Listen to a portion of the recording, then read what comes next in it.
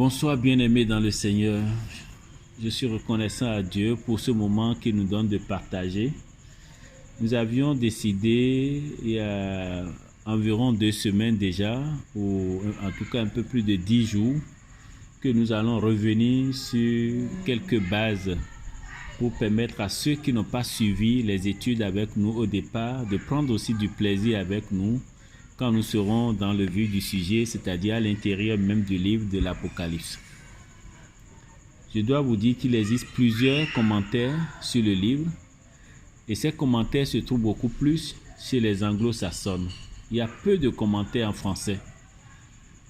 Et il faut signaler que l'Église aujourd'hui éprouve un grand besoin face aux événements des derniers temps et a besoin de comprendre afin de se préparer à l'avènement de notre Seigneur Jésus-Christ.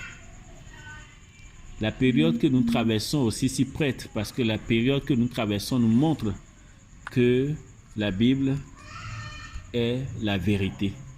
Il n'y a pas d'autre vérité en dehors de la parole de Dieu et tout ce que la Bible a dit s'accomplit devant nos yeux. Et donc il y a une urgence pour répondre aux besoins de l'Église, répondre aux besoins de nos contemporains, de ceux qui sont autour de nous. L'urgence de ce besoin a fortement pesé sur mon esprit quand l'Église Calavi Satellite a décidé, il y a quelques années, d'aborder cette étude pour comprendre les événements de la fin des temps. Bien aimé, pour traiter d'un sujet si vaste, il m'a semblé bon de m'inspirer des travaux de plusieurs commentateurs évangéliques, je dis bien évangéliques, dont les écrits recèlent d'indéniables richesses spirituelles. Il y a plusieurs serviteurs de Dieu, d'éminents serviteurs de Dieu, de la Grande-Bretagne et des États-Unis qui ont fait de grandes contributions en ce qui concerne le livre de l'Apocalypse. Et sans plus attendre, de tels trésors devraient être mis au bénéfice de ceux qui n'ont pas le privilège de connaître l'anglais ou ceux qui n'ont pas le privilège de lire beaucoup de livres.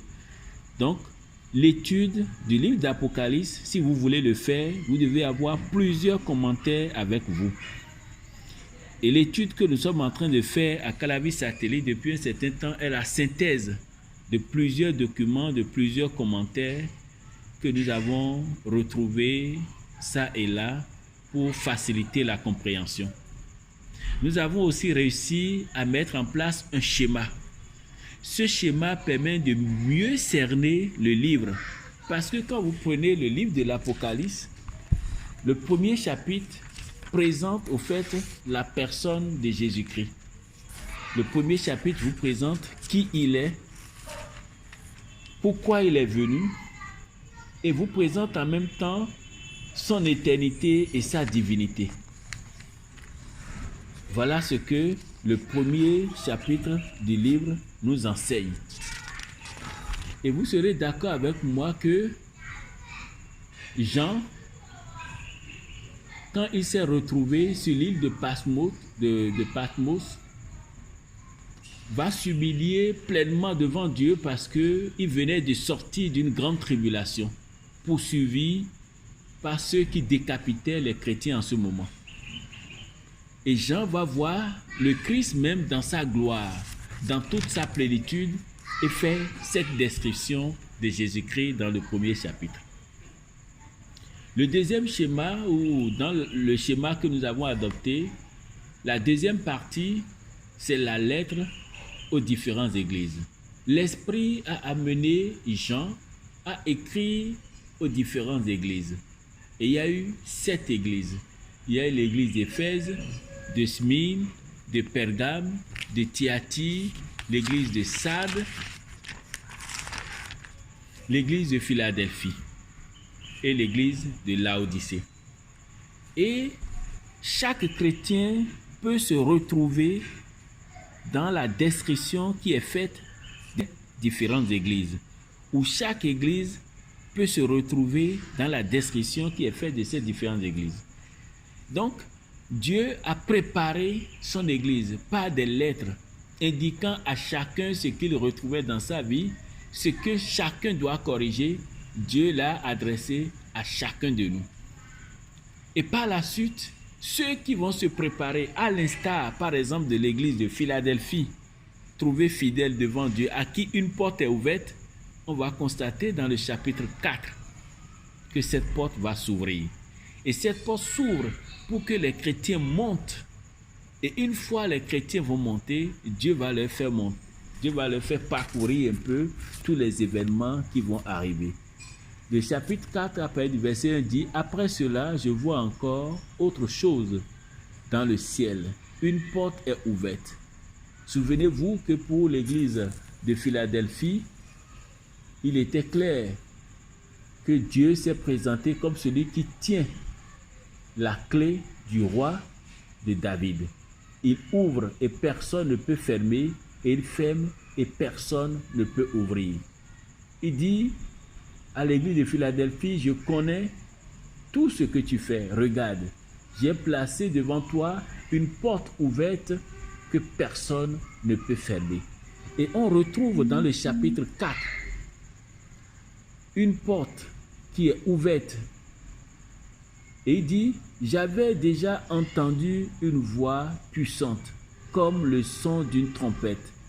Cette même voix me dit, monte ici et je vais te montrer ce qui doit arriver ensuite, dans la suite des temps. Donc vous voyez bien qu'il y a un premier chapitre qui présente la personne de Jésus-Christ. Le chapitre 2, le chapitre 3, c'est la lettre adressée aux églises pour qu'elles puissent se préparer à la rencontre de leur Sauveur. Et dans toutes ces églises, l'église de Philadelphie a été trouvée fidèle. Et cette église, on dit qu'on met devant cette église une porte, parce que celui qui détient la clé de David a ouvert la porte. Et toutes les autres églises devraient converger vers l'église de Philadelphie. Converger en termes de changement. Pas aller à Philadelphie, mais converger en termes de changement. Et donc, à partir du chapitre 4, cette porte est ouverte pour toutes les églises, pour toutes ces personnes qui vont connaître la repentance et une repentance sincère. Et les événements vont se dérouler ainsi de suite. Jusqu'à ce que nous allons nous retrouver au chapitre 7 où Dieu va faire une parenthèse. Après cette parenthèse, les événements vont se succéder. Voilà ce que je peux dire en gros pour pouvoir amener ceux qui n'étaient pas avec nous à nous suivre. Aussi, j'ai éprouvé intensement le besoin du secours du Saint-Esprit pour comprendre au mieux cet écrit révélateur. Après avoir schématisé, après avoir mis le livre sous forme de schéma, ce besoin s'est imposé à moi. Et la grande partie de cette étude est la synthèse du commentaire de John Alexander. C'est ce commentaire qui a été, si je puis m'exprimer comme ça, la fondation même, le soubassement, juste après ma Bible. C'est ce commentaire que j'ai beaucoup utilisé. Et donc, tout ce que nous avons fait nous a permis de comprendre. Et l'étude de l'Apocalypse dans notre communauté paraît à une heure où l'on se précipite vers l'aboutissement inéluctable prédit par l'Écriture pour la fin des temps. Ma prière est que cette étude du dernier test de la révélation divine édifie l'Église de Jésus-Christ et stimule son témoignage auprès d'une génération toujours plus anxieuse face à l'effondrement de notre civilisation, parce qu'elle n'en saisit pas toujours les causes profondes, parce qu'elle n'en saisit pas toujours la teneur. Enfin, je voudrais encourager tous les enfants de Dieu à lire le livre de l'Apocalypse. Tous les enfants de Dieu, parce que pour le livre de l'Apocalypse, c'est toujours écrit « Heureux ». Heureux celui qui lit. Heureux celui qui cherche à comprendre. C'est heureux celui qui garde. Donc c'est très important. Et je suis dans Apocalypse 1 au verset 3 qui dit « Il est heureux celui qui lit ce livre. Ils sont heureux ceux qui écoutent ces paroles venues de Dieu et qui obéissent aux choses écrites ici. Oui, le moment fixé pour ces événements est bientôt là. Et effectivement, le moment fixé pour les événements, ce moment, nous sommes en train d'aller vers ce moment, vers cet instant-là. En introduction générale, je peux parler de l'importance et de l'actualité du livre, parce que c'est un livre très important. Je peux parler en dehors de l'importance du sens du mot Apocalypse, que vous connaissez déjà pour ceux qui ont suivi, de la date de rédaction de l'auteur. Je peux vous parler de la date de rédaction, je ne vais plus rentrer dans tous les détails que nous avons vus ensemble, et après de la canonicité de l'Apocalypse. Canonicité de l'Apocalypse. Et situer le livre de l'Apocalypse dans toute la Bible, je crois que c'est important pour nous. Et après, vous parlez des diverses interprétations de l'Apocalypse. C'est très important pour nous de connaître les diverses interprétations de l'Apocalypse parce qu'il y a eu plusieurs interprétations. Et je peux vous dire que plusieurs thèses ont été définies. Moi, j'ai noté jusqu'à 4 thèses que les gens ont développées. Et dans ces thèses, il y a encore quelques éléments que je peux vous apporter. Mais ces 4 courants d'interprétation sur le livre de l'Apocalypse nous permettent vraiment de comprendre. Donc, il ne faut pas les négliger. Voilà donc pour ce qui concerne l'introduction du livre. Après, nous pouvons, si nous avons le temps, parler de l'ensemble de la Bible en rapport avec le livre de l'Apocalypse. C'est très important. Et l'approche qu'il faut avoir, parce que quand vous étudiez la Bible, il faut une approche. Je vais vous parler d'une attitude d'humilité. Je vais vous parler de l'attitude de respect à l'égard de la vérité et d'une attitude objective. Si vous adoptez cette approche, je crois que vous ne serez pas confus.